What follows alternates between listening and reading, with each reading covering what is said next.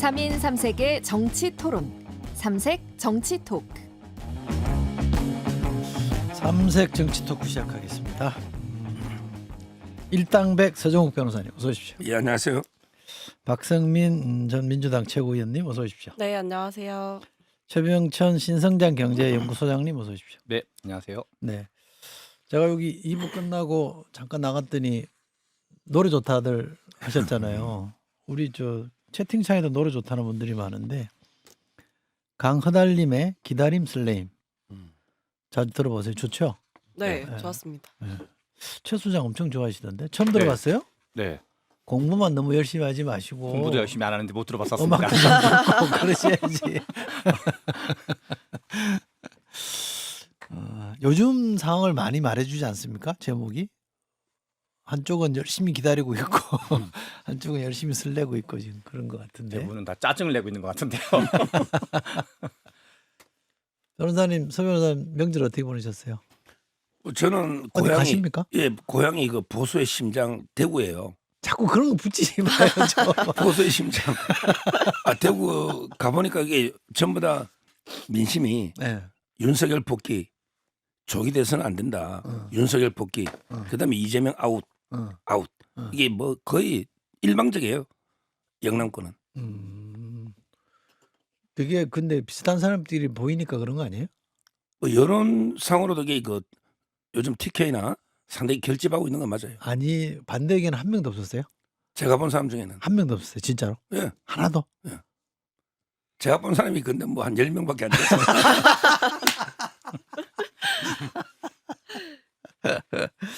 표본에 좀 문제가 있는 것 같습니다. 제가 많이 소개시켜드려야겠네요. 그럼 우리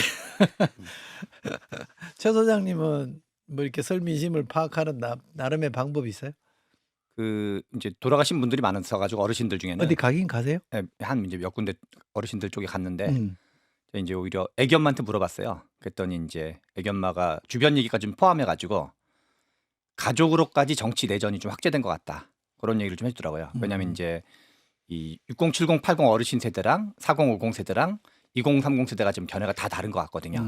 그래서 이제 연세 드신 분들은 아무래도 좀 보수 색깔이 좀 강하고 젊은 사람들은 또 이제 어떤 이 윤석열 대통령의 비판적인 정서가 강하니까 서로 약간 좀 할 말은 많지만 좀 말을 자제하는 집도 있고 아니면 또 이제 약간 말다툼을 꽤 하는 경우도 있고 아마 아예 그냥 뭐 대구끼리 모여 있거나 호남끼리 모여 있으면 좀 다를 수 있지만 그렇지 않고 이제 막 섞여 있는 경우는 그런 가정들이 아마 설 연휴 중에 꽤 많지 않았을까 그런 생각이 듭니다. 그럴 수 있겠대요. 네. 우리 박채호 의원님은 저는 계속 일을 해가지고. 세배했어요? 네, 엄마, 아빠한테? 세배했습니다. 엄마 아빠한테는 안 한 것 같은데 엄마 아빠한테는 안 하는 거예요 원래? 할머니한테는 했습니다. 네, 할머니 댁을 잠깐 갔다 왔어가지고요. 네, 어떻던가요? 근데 뭐 사실 가족들끼리 워낙 오랜만에 모였다 보니까 좀 정치 얘기를 자제하려고는 하셨던 것 같아요. 근데 뭐 터져 나오는 건 있죠. 뭐 시끄럽다, 좀 빨리 끝났으면 좋겠다, 뭐 이런 얘기도 많이 하시고. 근데 저는 이제 친구들이랑 좀 오랜만에 연락을 많이 이제 연휴 맞이해서 하게 됐는데, 저는 생각보다 이 어른들 사이에, 어르신들 사이에 이 좀 부정선거 음모론이 깊숙이 침투했다 이런 생각을 좀 했어요. 왜냐하면 친구들 중에 그런 고충을 토로하는 경우가 있더라고요. 이제 자꾸 부모님이 유튜브 링크를 보내는데 뭐 부정선거 증거 10가지 막 이런 거를 이제 자꾸 보낸다는 거예요. 그래서 이제 그것 때문에 뭐 좀 싸울 뻔했다 이런 얘기도 많이 해주고. 근데 어쨌든 지금 좀 윤석열 대통령 사태를 좀 빨리 끝냈으면 좋겠다 이렇게 생각하시는 분들이 많은 것 같아요. 그렇죠. 자 이제 하나씩 좀 짚어볼까요? 윤 대통령이 지금 구속 상태로 지금 기소됐는데 좀 근황이 어떻답니까? 뭐 잘 계십니까? 예, 비서실장 정진석 실장님이 갔다 왔는데 아 면회했다고 뉴스 나오더만요. 너무 이게 그 당당하고 정말 이게 역시 윤석열이다 정도로 상당히 당당하게 의연하게 대처해야 된다 하시고요. 추석 때 어르신들이 또 의료 체계 걱정 많이 하시고 그리고 대통령실이 중심이니까 중심을 잡고 그냥 일을 잘 해나가라 이렇게 워낙 당당하게 이야기하셔가지고 오히려 비서진들이 놀랬다 이런 이야기를 들었습니다. 의연하고 당당하시더라. 예, 건강은 괜찮으시고. 건강하시고. 거기 식사가 그래도 아무래도 대통령으로서 하던 식사에 비하면 많이 부족할 텐데. 근데 거기도 사람 사는 곳이잖아요. 다 이게 요즘은 괜찮아요. 대통령이 또 워낙 소탈하시고 뭐 다 잘 드시기 때문에 건강하다고 들었습니다. 운동도 좀 하시나요? 그렇겠죠. 예, 따로 분리된 공간에서 아마 시간을 줄 겁니다. 근데 술을 안 드실 테고 못 드실 테고 식사 꼬박꼬박 제 시간에 하고 운동하고 이러면 건강은 사실 의외로 더 좋아질 수도 있죠. 그렇죠. 예. 그렇죠. 네, 맞습니다. 멘탈은 어떠시? 멘탈도 좋다. 그러니까 당당하고 의연하고 오히려 참모들이 놀랄 정도로 나라 걱정하시고 국민 걱정하고 계십니다. 어떻게 보셨어요? 나라 걱정하시는 분이 계엄을 하십니까? 그러니까 저는 지금 대통령 측에서 내놓는 메시지를 보면 좀 가관이다 이런 생각을 많이 해요. 뭐 이번에도 나온 얘기 보니까 대통령실이 국정의 중심이다. 뭐 각자의 자리에서 최선을 다해라라고 하는데 이게 약간 자꾸만 영웅 코스프레를 하시는 게 저는 좀 불편합니다. 지금 대통령은 뭐 누구에 의해서 지금 무고하게 뭐 잡혀 들어간 게 아니고 본인이 한 행위에 대해서 이 처분을 기다리고 있는 상태거든요. 근데 지금까지도 우리 국민들이 제대로 사과 한 번을 받은 적이 있나 이 부분을 짚어야 될 것 같아요. 계엄이라고 하는 이 사상 초유의 사태를 만들어 놓고도 내 계엄은 정당했다라고 이야기를 하고 지금 경찰 수사나 뭐 여러 가지 이제 조사 상황에서 국무위원들의 진술도 계속해서 나오면서 대통령이 이 계엄을 함에 있어서 매우 불법적인 과정을 거쳤다라는 게 드러나고 있는데도 대통령 측에선 계속 거짓말을 하고 있잖아요. 그러니까 지금 대통령이 이렇게 뭐 의연하다, 당당하다, 떳떳하다라고 하는데 저는 진짜 철면피도 이런 철면피가 있을까? 제대로 반성하고 정말 죄송하다라고 말해도 모자랄 판에 당당해야 된다, 끝까지 싸우겠다 이런 식으로 나오는 게 이제 국민들 혈압 올리는 일이다 이렇게 보고 있습니다. 어떻게 보셨어요? 여기는 혈압 올리신다 그러고 여긴 당당하다 그러고. 최근에 뉴스 같은 걸 보면서 저는 입만 열면 거짓말 대마왕인 것 같아요. 그래서 너무 좀 네, 세시네 오늘 두 분이. 아니 그 무슨 뭐 의원이 아니라 요원을 체포하려고 그랬다. 그리고 실은 12월 7일 날이 원래 그 탄핵 첫 번째였잖아요. 그때 대통령이 오전에 기자회견하면서 이제 그리고 또 당시 이제 국민의힘 의원들 그때 이제 한동훈 지도부죠. 만나서 하야할 거라고 얘기했다는 거거든요. 하야할 거로 얘기해가지고 이제 그때 입장을 취했던 건데 그리고 법적 정치적 책임을 지겠다. 당에 위임하겠다. 이런 약속 중에서 그리고 무슨 뭐 체포에 체자도 꺼낸 적 없다. 뭐 그리고 국무회의 심의를 다 했었다. 내지는 저기 최상무 권한대행한테 쪽지도 준 적이 없다. 이 지금 하는 얘기 전체가 뭐 이렇게 그냥 너무 천연덕스럽게 거짓말한다 그럴까요? 입증 가능한? 그래서 지금 윤석열 대통령, 김용현 국방부 장관 빼고 나머지 거의 50명, 100명, 200명, 300명이 다 거짓말하고 있다라고 말하는 거랑 같은 얘기거든요. 그래서 이 앞에서 당당하다 그러는데 나쁜 짓을 하고도 반성이 전혀 없으신 거여가지고 제가 최근에 통화한 분 중에 그 공정무역을 하시는 분이 있어요. 그래서 이제 제3세계 도와주려고 외국에서 이제 그 뭐 콩이라든가 이런 거 해가지고 이제 다시 되파는 일을 하시는데 환율 때문에 미치겠다는 거예요. 그래서 그분 말로는 100원 정도 환율에 100원 정도는 윤석열 대통령이 올리신 것 같다. 그분들 그러니까 수입과 관련돼서 뭔가 무역을 하거나 아니면 이제 하시는 분들은 지금 완전 울상인 거거든요. 소비도 위축되고. 근데 그런 거에 대해서 아무런 반성이 없는. 그래서 좀 너무한 게 아닌가 정말 그런 생각이 듭니다. 한국은행장 이창용 은행장은 30원 정도로 영향을 줬다 그랬는데 여긴 100원이네요.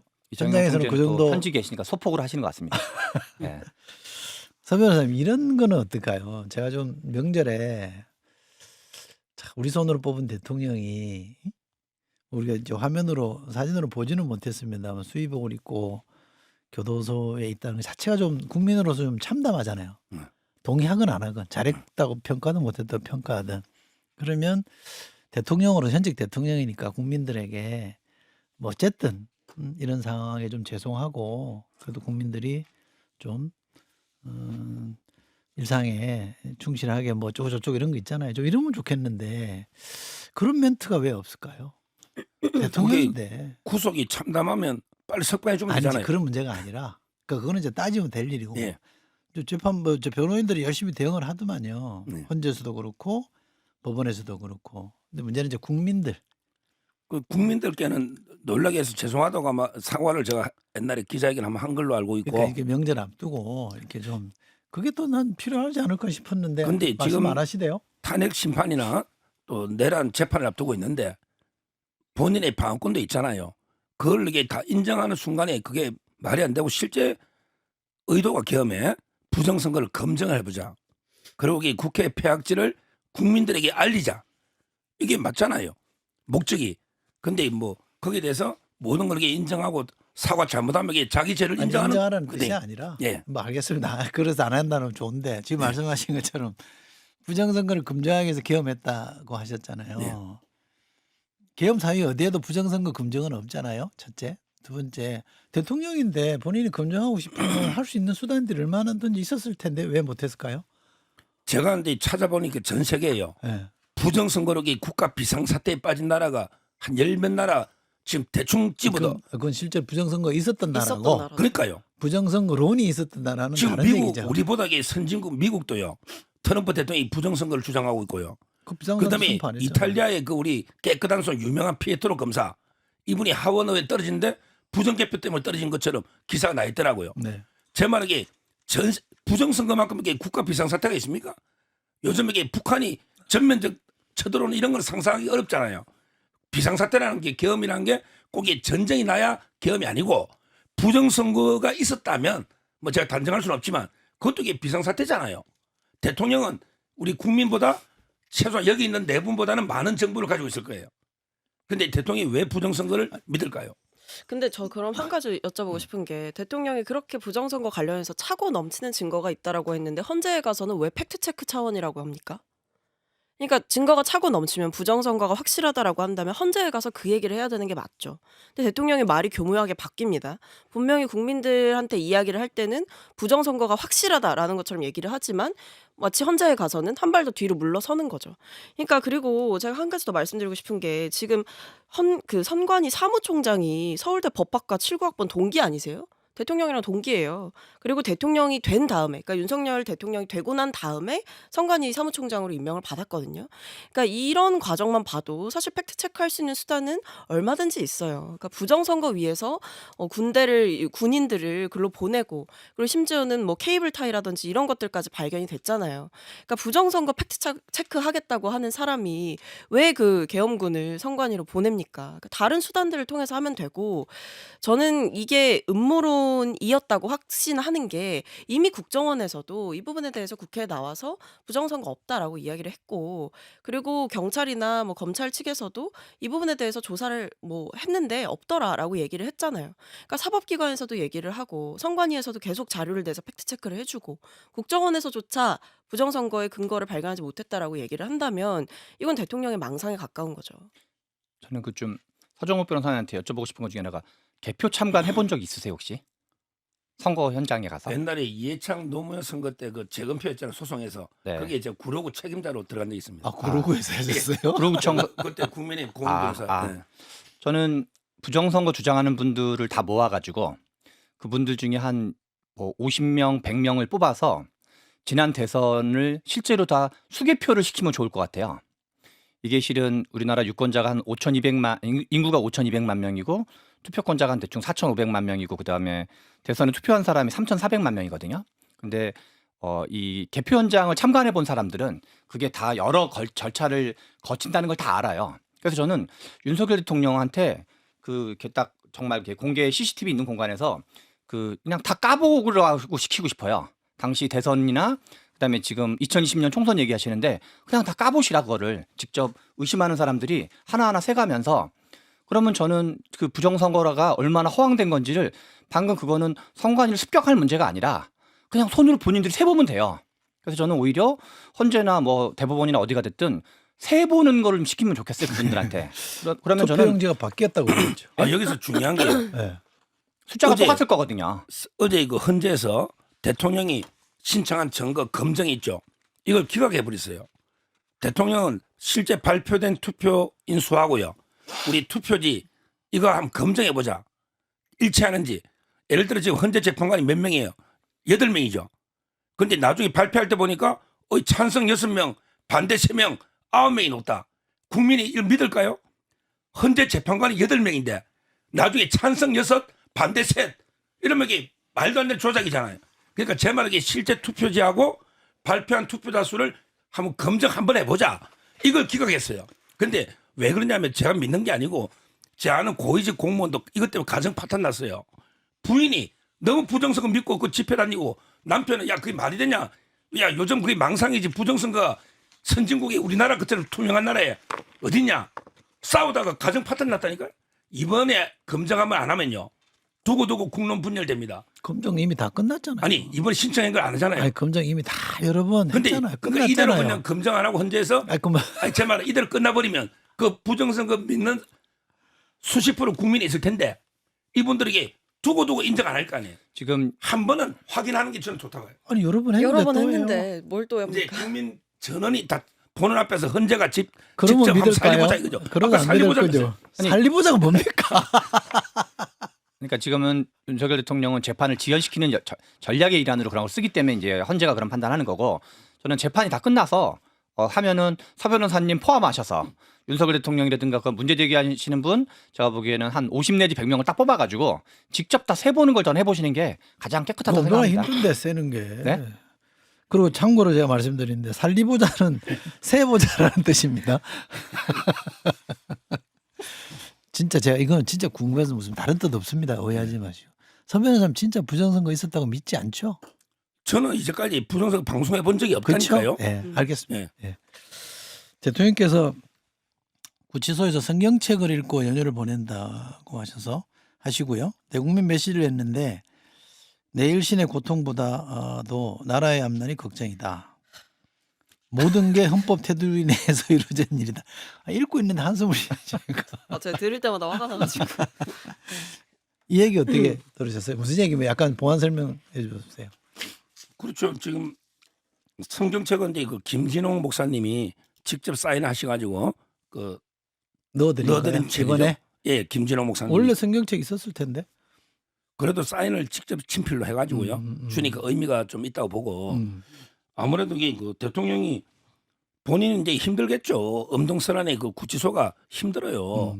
그렇지만 이게 그 지금 나라가 완전히 대분열에 더 힘들고 실제 그 밖에서요. 밖에서 이게 그 지금도 밤새마는 국민들이 엄청나게 많아요.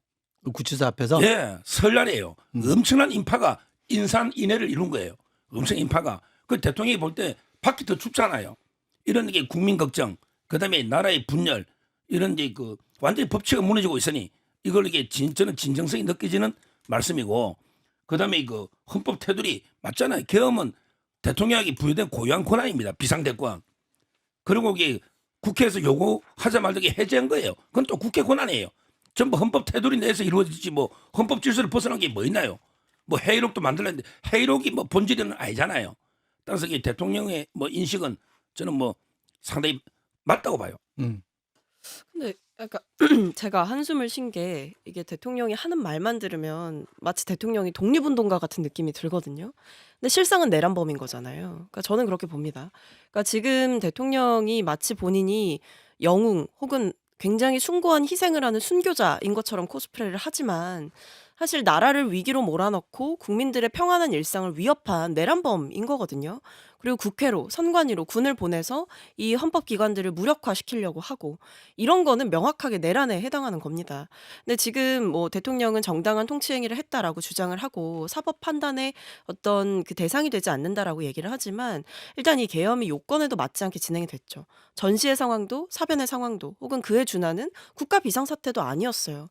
근데 이걸 이제 나중에 말 맞추기로 억지로 끼워 맞추려고 하다 보니까 뭐 부정선거 나오고 입법폭주 나오고 뭐 예산 삭감 나오는 건데 하나하나 다 말이 안 되는 요건들인 거고요. 그리고 뭐 국무회의 얘기가 나오는 이유는 이 국무회의를 거쳐서 이제 국회에 통고를 해야 되는데 그 절차도 지켜지지 않았고 심지어 국무위원들조차도 뜯어 말렸다라고 하는 게 나오고 있잖아요. 그리고 지금 명확하게 법을 위반했다라고 보이는 건 이 포고령 1호입니다.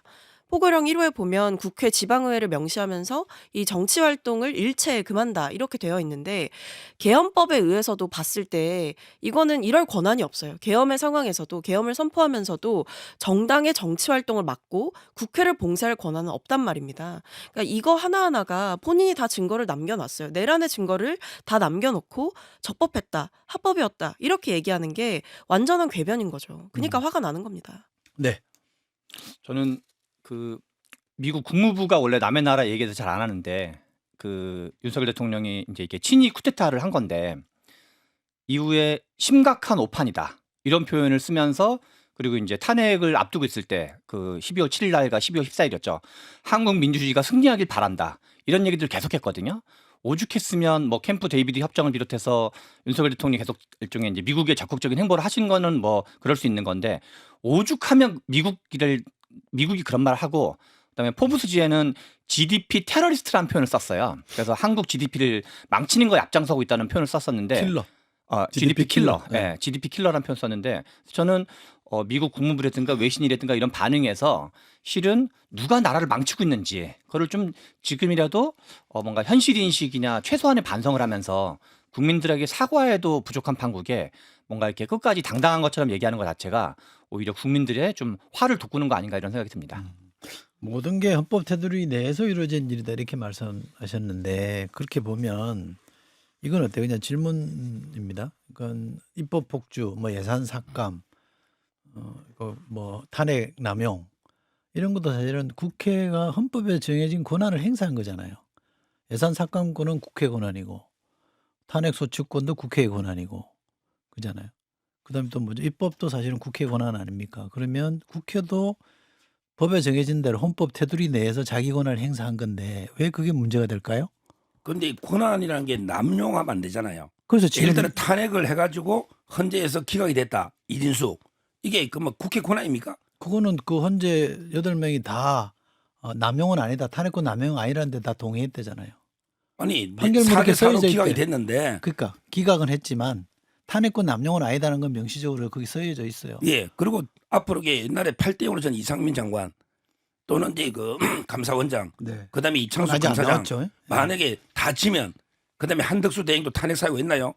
제 말에 외관상은 탄핵권이 국회에 있지만 탄핵 사유가 없는 게 명백함에도 불구하고 정치적으로 이렇게 탄핵하면 이거는 권한을 남용한 거다. 저는 이래 보거든요. 결국 우리 비상사태라는 게요. 가정 비상사태 한번 보세요. 남편이 갑자기 생활비를 주다가 난방비도 끊고 수도값도 끊고 이렇게 예산을 막 끊어버려. 그러면서 이게 자기는 펑펑 달리면서 술 처먹고 막 다닌단 말이야. 마음대로 쓰면서. 그러면 이게 가정 비상사태 아닙니까? 그럼 마음대로 가정이 법을 만들어 아들 딸 보고 야 너 10시 넘어서 못 들어와. 마음대로 법을 만든다. 이 가정 비상사태잖아요. 정부의 가장은 대통령실 예산은 영원. 대통령인데 그러니까 대통령실 예산은 영원. 비유가 반대 아니에요?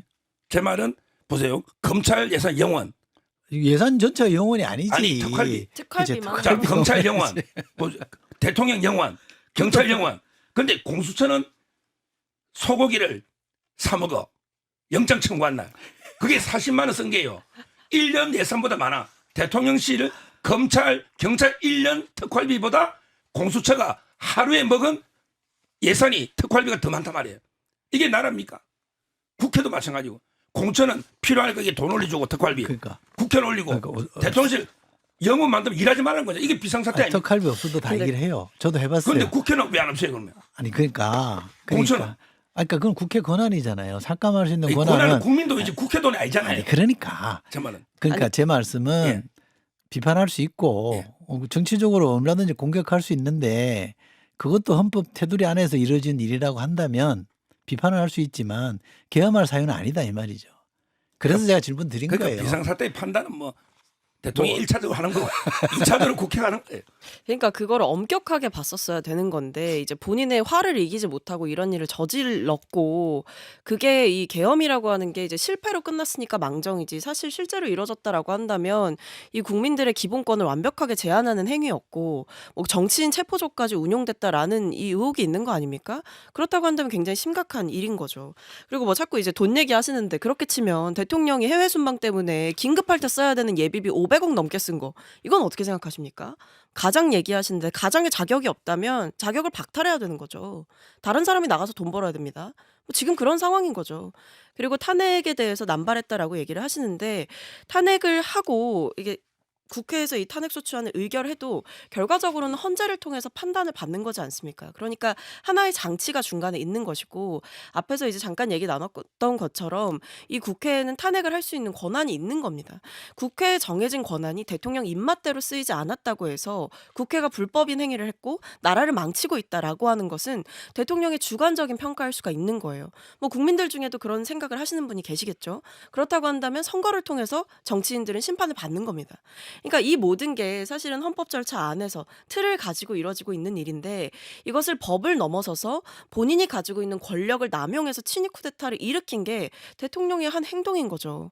그러니까 이게 이 동일선상에 놓고 볼 수가 없다는 겁니다. 그리고 예산에 대해서 한 말씀만 더 드리자면 분명히 말씀드리면 그때 국회의장의 중재 하에 예상 협상 시한이 분명히 남아 있었어요.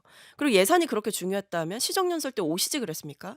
대통령은 시정연설 때 오지도 않아 놓고 국회에선 협상이 이루어지고 있는 단계였음에도 불구하고 이것을 마치 예산 때문에 혹은 뭐 야당의 폭거 때문에 이걸 할 수밖에 없었다라고 얘기하는 거는 비겁한 변명인 거죠. 보태신 저는 말씀. 네. 야당의 어떤 절제를 요구하는 건 있을 수 있다 생각을 해요. 그런데 야당이 한 거는 다 이제 법적 테두리 내에서 한 거고, 근데 지금 그 윤석열 대통령 한 경우는 법을 다 파괴한 거거든요. 그래서 그걸 우리가 서 변호사님이 편법과 불법을 지금 뒤섞어 버린 거라 생각을 해요. 민주당이 한 거는 법적 테두리 내에서 이것저것 활동을 한 건데 그거에 대해서 마치 비유하면 상대방이 욕주만다고 살인을 내버린 거랑 똑같은 거거든요. 실제로 뭐 다 이 판에 다 끝내버리자 이런 얘기도 했었고, 그리고 저는 예산 관련해서 한마디 얘기를 하면 저도 이제 국회 보좌관 출신인데 그 미국의 삼권 분립과 한국의 삼권 분립은 완전히 달라요. 미국은 의회한테 예산에 대한 권한이 모두 다 있어요. 근데 한국은 의회가 가진 권한은 예산을 감액하는 거랑 증액을 요청하는 것만 있고 기획재정부가 동의해야지만 예산이 집행이 돼요. 그래서 실은 국회에서 예산 관련된 일을 해본 사람은 알지만 예산 관련해서는 기획재정부가 갑이고 의회가 오히려 의뢰 처지에 있어요. 그러니까 이제 이러저런 기획재정부나 뭐 국토교통부나 이렇게 잘 보이려고 의원들도 하지 않을 수 없는데, 그래서 저는 이번에 오히려 예산을 감액한, 그러니까 지금 감액권을 갖고 있기 때문에 한번 감액을 해야지만 오히려 기획재정부가 의회가 이건 여당 야당을 막론하고 대등한 협상 관계가 되기 때문에 저는 예상을 감액한 거는 충분히 나름 의미 있는 거였다. 일종의 이제 원안을 통과시켜 버린 거죠. 그래서 이 예산 감액권 문제는 꼭 그렇게 뭐 무슨 이게 무슨 엄청난 잘못을 한 걸로 볼 일도 아니다 제 생각에는. 서 변호사님 대통령께서도 그 말씀을 하신 것 같은데 김건희 여사 건강이 좀 안 좋다고 걱정을 하셨잖아요. 대통령도. 어떻습니까 요즘? 뭐 상당히 그 살이 좀 많이 빠지고요. 그리고 빠지고. 약으로 뭐 지탱할 정도로 상당히 좀 걱정되는 거는 사실이고요. 음. 더 안 좋은 분은 이제 그 어머님이죠. 장모님. 예. 네. 아니 대통령 장모님. 아니요. 아니 친모. 예. 친어머님. 대통령 어머님이 네. 연세가 보면 90이 넘어요. 네. 계속 이게 중환자실에 있었거든요. 네. 좀 걱정이 됩니다. 요즘 덕필이 더 안 좋으신 거예요? 그렇죠. 아무래도 이게 소식을 전하지는 않았을 거 아니에요. 그래도 알지 않을까요? 그래도 예. 병원에 원래부터 병원에 있었죠. 예. 그래요? 예. 그 보도에 보니까 그 대통령 만나시고 온 분의 전원이라고 하면서 김건희 여사는 계엄을 몰랐다고 알려주지 않았다고 얘기했더라면 혼났을 거 화를 냈을 거라고 대통령이 말씀하셨다는데 그것도 맞습니까? 제가 이제 계엄 당일부터 계속 방송에서 김건희 여사는 몰랐다고 저 여러 군데 좀 믿을 만한데 듣고 계속 방송을 했었고요. 이번에 그렇게 아마 제 말처럼 나왔고 실제 김건희 여사가 저는 몰랐을 거라 봐요. 왜냐하면 이게 제가 이 이야기도 몇 번 했던 것 같은데 김건희 여사가요 뭐냐면 이게 우리 남편이 너무 이게 우쪽으로 가서 참 큰일이다. 그래서 뭐 거구들은 미쳤다고 예. 표현한 거예요? 김건희 여사는 상당히 중도 쪽으로 이렇게 가야 된다. 근데 이런 이야기를 제가 뭐 여러 번 들었기 때문에 따라서 이제 아마 이 말이 신빙성이 있어요. 대통령은 약간 이게 자유우파 쪽으로 좀 이게 왔다면 영부인은 상대적으로 중도 쪽으로 그래서 이제 나왔는데 근데 이걸 지금 민주당이 요 시점에 공개하는 의도가 아주 저는 불순하다 봐요. 즉 공개했다라고 하는 말씀은 그구들은 미쳤다라는 발언을 김건희 여사가 했고 이거를 최재형 목사가 찍었던 영상 뭐 뒷부분에 나오는 모양인 거죠? 예. 지금 새삼스럽게 공개했다 이거 공개한 아니에요? 이유가 뭐예요? 지금 우리 우파 자유우파 쉽게 말하면 이게 태극기 애국 우파 있잖아요. 콘크리트 우리 광화문이나 이런 분들하고 아스팔트. 이런 분들하고 뭔가 이간질시키려고 왜 김건희 여사가 극우 욕했으니까 너 극우다. 그러니까 이게 이간질시키려는 이런 공작 의도로 지금 이게 민주당이 발표한 게 아닌가 저는 그래 보고 있어요. 그런 뜻으로 발표한 거예요? 저는 사실 이거 공개한 거 보고 어쨌든 김건희 여사 발언을 통해서 좀 어느 정도 이 정치적으로 돌려서 비판하는 효과를 좀 내려고 한 게 아닌가라는 생각이 들어요. 그러니까 지금 보면 뭐 대통령이 뭐 애국 시민 뭐 이렇게 칭하는 분들의 행동 이런 것들이 결국에는 극우 보수 세력이다 이렇게 보일 법하잖아요. 뭐 정광훈 목사 집회라든지 이런 여러 가지 것들도 그렇고. 그래서 지금 이 김건희 여사의 영상을 통해서 이런 말이 나가면 사실 뭐 지지층 사이에서 이게 좀 다르게 인식이 될 수도 있겠다 이런 생각을 한 게 아닌가 싶긴 합니다. 민주당이 그런 의도가 있을 수 있죠. 근데 좀 다르게 해석하면 제발 정신 좀 차려라 이런 생각을 좀 저는 좀 그렇게 의미를 좀 받아들일 필요가 있지 않나 이런 생각이 듭니다. 정신 차려라. 예. 이른바 옥중 정치? 이가 이제 본격화되는 것 같아요. 지금 이제 하루에 한 번밖에 면회가 안 됩니까? 제가 알기로 일주일에 3번으로 원래 하루에 한 번인데요. 그 이틀에 한 번, 일주일에 3번씩 일반 접견 해주는 걸로 알고 있습니다. 그 왜 우리 흔히 말하는 특별 면회? 예. 뭐죠? 장소 변경 접견. 그거는 또 안 됩니까? 아, 그거 하고 있는 거죠 지금. 그거는 돼요? 근데 이거 5명으로 제한하고 있답니다. 그래서 인원을? 어제 그 정지석 실장도 5명밖에 못 간 게 5명으로 제한하고 또 그분들은- 요금도 다 합니다. 그분들은 특별 면회 한 거죠? 그렇죠. 그거는 하루에 뭐 횟수 제한이 있습니까? 그러니까 해수 제한이 일주일에 3번. 아, 그건 일주일에 3번. 예. 일반 접견은 하루에 한 번. 일반 접견 가족들, 예, 그거는 뭐 하루에 한 번이죠. 예. 가족들 접견은 지금 안 하고 있는 거죠? 모르겠어요. 할 거예요. 가족들이라는 게 꼭 김건희 여사만 가족이 아니고요. 여러 있기 때문에 아마 접견 횟수는 다 채우고 있는 걸로 알고 있습니다. 아, 그래요? 예. 그렇죠. 우리 대통령 여동생도 있으시잖아요. 예, 많이 있습니다. 근데 그것도 이제 서로 지금 가려고 막 그러는 것 같아요. 국민의힘에서 의원들 그렇죠. 사이에. 일반 접견은 좀 어려울 거예요. 그 경호 문제 때문에 일반 접견 대기하고 기다리는 거기 때문에 아마 특별 접견만 네. 하는 걸로 제가 알고 있고, 그 아까 말한 일주일에 3번이기 때문에 저번에 참모진이 갔잖아요, 어제요. 그러면 이제 뭐 예를 들어 내일 다음 주에 당에서 권성동 대표나 가고 이런 식으로 이게 변호인단을 통해서 조율을 해요. 조율해 가지고 이게 그 특별 면회만 3번 하고 일반 접견은 경호 문제 때문에 일반인들 섞여 버려요. 따라서 이게 쉽지 않은 걸로 보입니다. 그럼 저기 이른바 특별 면회. 네, 요즘 용어는 그게 아니긴 합니다만. 장소 변경 접견. 예. 근데 그냥 이야기 쉽게 특별 면회 신청이 들어오면 본인이 판단합니까? 이번에 누구 하자 이런 거요? 그렇겠죠. 변호인단은 자유롭게 언제든지 매일 갈 수 있잖아요. 예. 횟수 시간 제한이 없잖아요. 그럼 변호인단이 누구 오겠다 하면 뭐 상해에서 그냥 이렇게 조율하겠죠. 이 다음은 누구예요? 당에서 가지 않을까요? 권성동 대표나 권영세. 예. 이 옥중 정치 어떻게 보십니까, 소장님? 저는 뭐 지금 윤석열 대통령이 국정 운영하는 내내 추진하는 법안도 없고 무슨 예컨대 3대 개혁을 얘기하는데 그런 것도 다 안 하다가 오히려 대통령 선거 때 지지율을 지금 회복한 거로 볼 수 있는 것 같아요. 그 지난 대선 때. 근데 실은 한 게 뭐냐면 극단적 진영 갈등을 부추겨 가지고 어떤 사람들의 우리나라가 여당 야당 지지 성향 가지고 있기 때문에 나라를 약간 내전으로 의도적으로 몰고 가면서 본인의 사리사욕을 챙기고 있다. 그래서 실은 나라 걱정을 하신다라면 우리 사회가 여당 야당의 비판과 견제는 있을 수밖에 없는 거지만 그러나 또 한편으로는 어떤 통합의 가치라는 게 있는 거거든요. 그래서 지금 대통령이 그 여권 내도 분열시키고 그리고 실은 여야도 분열시키고 그래서 일종의 어떤 정치 양극화 내전에 최선두에 서 있으시니까 좀 그런 거를 좀 중단하셔야 되는 거 아닌가. 그리고 그냥 본인의 나중에 무슨 구구 유튜브 하시려는 건지 잘 모르겠지만 그런 걸 해서는 안 된다. 대통령이라는 분들은 그런 생각이 듭니다.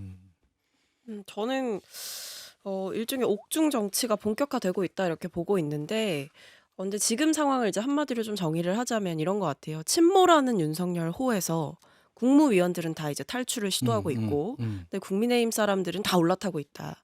근데 침몰하는 배에 사람들이 많이 올라타면 어떻게 되죠? 더 빨리 침몰하게 됩니다.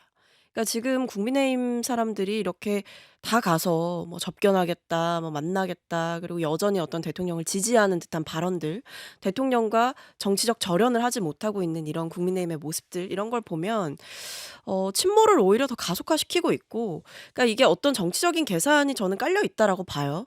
뭐 정말 대통령을 위한 진정 어린 마음보다는 어찌됐든 이 대통령의 뭐 지지층을 본인들이 가져가겠다, 그러니까 발판 삼아서 더 나아가겠다 이런 생각이 있는 것 같은데 저는 헛꿈 꾸고 있다 이렇게 생각을 하고요. 결과적으로 지금 대통령의 어떤 높은 지지율이나 아니면 뭐 일부 이제 강성 지지층의 그런 지지들은 저는 일종의 신기루 같은 거라고 보거든요. 결국에 이제 탄핵의 결과는 나올 것이고 조만간 곧 나오겠죠. 근데 그때는 또 어떻게 할 것인가? 이렇게 이게 발목을 담궜다 빼는 것도 사실은 정치권에서 굉장히 민감한 일이잖아요. 발만 담궜다 빼는 것도 어쨌든 색이 묻는 거니까.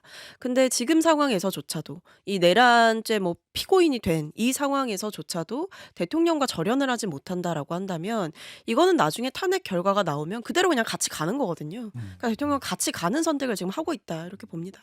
서, 서 변호사님이 계엄령이 아니라 계몽령이다 이런 말씀을 지질한저에 가서 한번 하시고 가셨는데 유튜브에서는 흔히 뭐 그런 말씀들을 쓰셨다고 그러대요. 근데 계몽령이라고 치면 지금 여론조사 구도를 그냥 뭐 해석하지 말고 숫자 그대로만 그냥 읽으면 성공한 거 아니에요, 계몽이. 예. 그럼 이쯤 되면 이 분열이나 이 혼란이나 경제에 주는 부담을 정리하는 것도 대통령으로서는 선택할 수 있는 거 아닐까요? 정리한다는 게 뭐 탄핵을 받아들이고 깨끗하게 나는 이 재단에 바치겠다 나를. 그러니까 계몽은 탄핵을 됐으니까. 받아들이고 경각심을 줬으니까. 내란으로 처벌되고 네. 그게 말이 돼. 내란은 아니라며요. 그러니까요. 그럼 뭐 제 말이 법정에 다투면 되고. 그 다투잖아요. 그 예컨대 탄핵도. 탄핵도 다투면 되고. 근데 뭘 받아들이는 그러니까 거예요? 뭐 이른바 야당에서 말하는 선전 선동 이런 거 좀 안 하고 그냥 좀 가만히 계시면 안 돼요?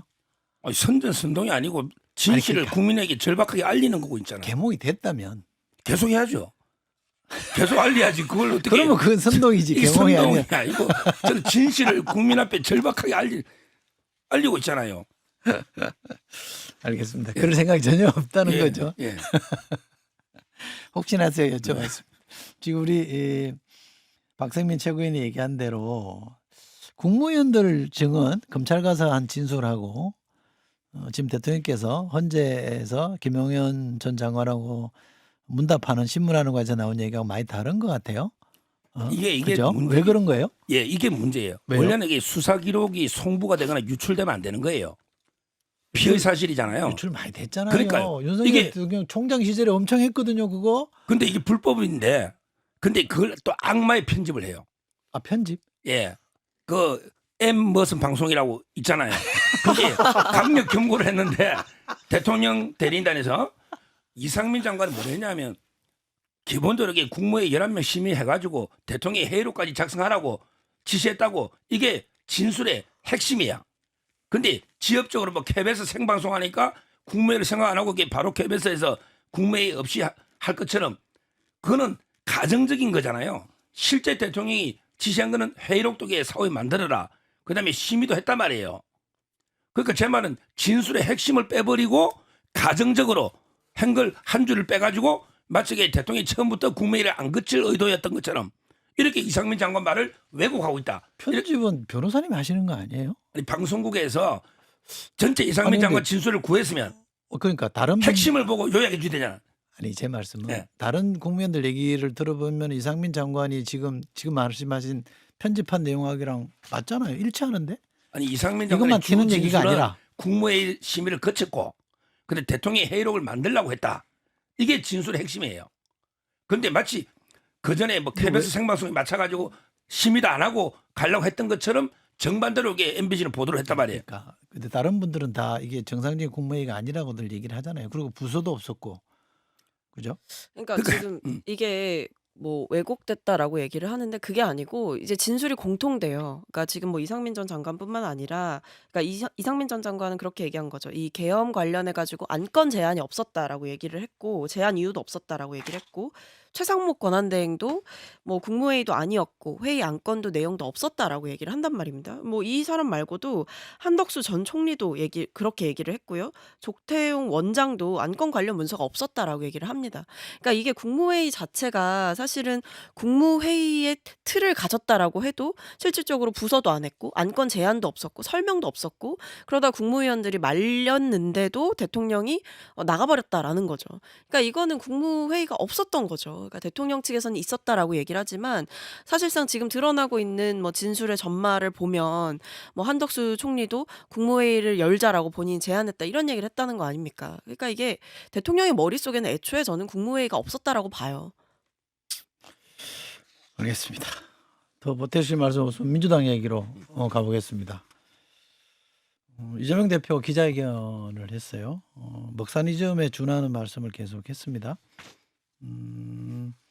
기업 얘기를 많이 하고 민간 주도 성장을 얘기하고 이재명이 무슨 소용이 있냐, 실용이 중요하다 이런 말씀을 하셨는데 우선 최 소장님이 총평부터 좀 해주시죠.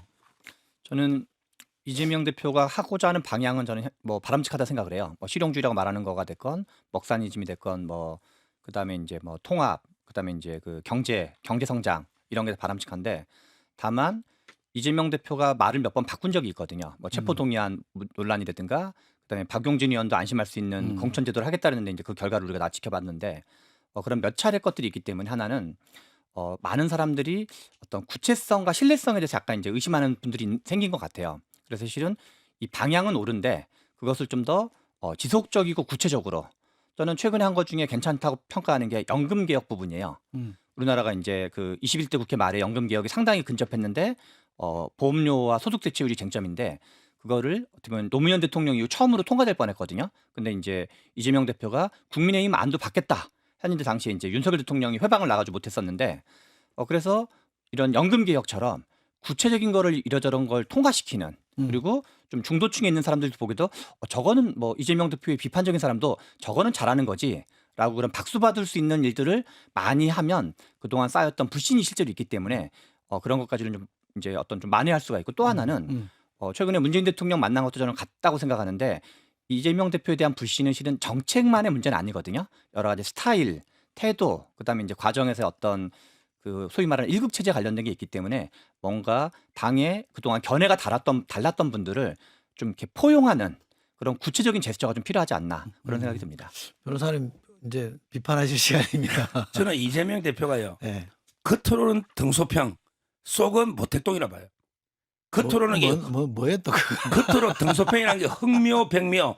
야, 고양이가 색깔이 뭐 중요해? 민생 실용이 중요해. 이 겉으로 하는 거예요. 이재명 대표가 말하고 행동이 일치하는 거 본 적 있습니까? 저는 없어요. 이재명 대표 뭐 부채포 특권, 그다음에 연동 뭐 이게 비례위성정당, 박용진 공천 전부 말과 행동이 틀렸어요. 그러니까 속으로는 모택동처럼 홍위병 완전히 개딸 전체주의로 갈 거예요. 근데 겉으로는 등소평처럼 실용을 내세우지만 실제는 이게 개딸 전체주의 홍위병처럼 갈 수밖에 없고요. 그다음에 하나 더 문재인 대통령 관계는요. 일시 동병상련 둘 다 사법 리스크 있잖아요.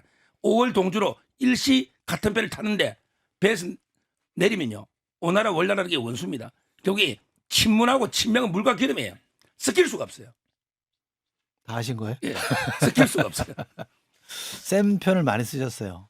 음. 모택동 무슨 전체주의 뭐 뭐 5월 그런 동주 이제 색깔론으로 공격을 하셔도 저는 그건 철진한 공격이다라고 생각을 하고 일단 뭐 이 기자회견에서 보여줬던 건 어쨌든 기본 사회라는 거를 그동안 이제 주장을 해 왔는데 그런 부분을 이제 많이 내려놨다라는 걸 보여주는 거였다고 생각을 해요. 그러니까 어떤 반감이 큰 부분에 대해서 좀 내려놓고 좀 손에 잡힐 수 있는 부분을 얘기를 하겠다. 이 부분에 중점이 맞춰졌던 걸로 보이는데 근데 지금 어떻게 보면 이 탄핵 정국 계엄 이후에 이 사태에서 왜 갑자기 이제 어떤 정책 얘기를 했을까라고 보면 저는 안정감을 주기 위한 시도였다라고 보거든요. 그러니까 이재명 대표가 앞으로의 이 국민들의 삶을 어떤 방식으로 이제 생각을 하고 있고 어떻게 책임져야겠다고 보고 있느냐에 대한 청사진을 국민들이 요구하고 있다라고 생각을 한 거고 거기에 대답을 했다라고 봐요. 근데 저는 뭐 한쪽 날개로만 날 수가 없잖아요. 그러니까 다른 쪽 날개도 필요하다라고 생각을 합니다. 뭐 정책으로 전환을 일궈서 여러 가지 얘기를 하는 것도 좋지만 저는 지금 국민들이 이제 차기 주자에게 기대하는 것은 권력이 주어졌을 때 그 권력을 어떻게 쓰는지에 대해서 고민할 거라고 생각합니다. 특히 이 대통령이 보여줬던 스타일, 윤석열이 보여줬던 스타일은 본인에게 주어진 권력을 굉장히 폭력적으로 휘둘렀기 때문에 이 사태가 난 거거든요. 그러니까 이런 부분들에 전 주목해서 볼 거라고 생각하고 이재명 대표께서 정책적으로 신뢰를 주는 것도 중요하지만 정치적인 면에서도 신뢰를 주는 게 필요하다라고 생각합니다. 알겠습니다. 시간이 세 분만 모시고 하면 시간이 금방 지나가 버려요. 어쨌든 오늘도 3대1로 하시느라고 고생 많으셨습니다. 3대1이라 2대1. 저까지는 늘 이쪽이라면서요. 제 주변에 이 방송 들으신 분들이 그 얘기를 많이 들어요. 우리 서정욱 변호사님한테는 동의는 못 하겠는데 사람은 밉지 않다 이런 표현을 많이 하시대요. 사람은 사람은 안 밉다 그러더라고요. 아 그래요. 그 칭찬이네. 칭찬. 예. 예. 사람이 인성은 나쁘지 않다 이런 표현을 많이 하시더라고요. 정치적 색깔이라는 건 좀 다를 수 그 윤석열 있으니까. 대통령도 그렇습니다. 아니 그까지 왜? 윤 진짜 대통령도 사람을 미워할 수는 없어요. 진짜 훌륭한 사람이에요. 비동의. 아, 마무리를 잘하려고 했는데. 네. 여기까지 하겠습니다. 서정욱 변호사님, 박성민 전 최고위원님, 최병천 소장님 세 분 고맙습니다. 감사합니다. 감사합니다.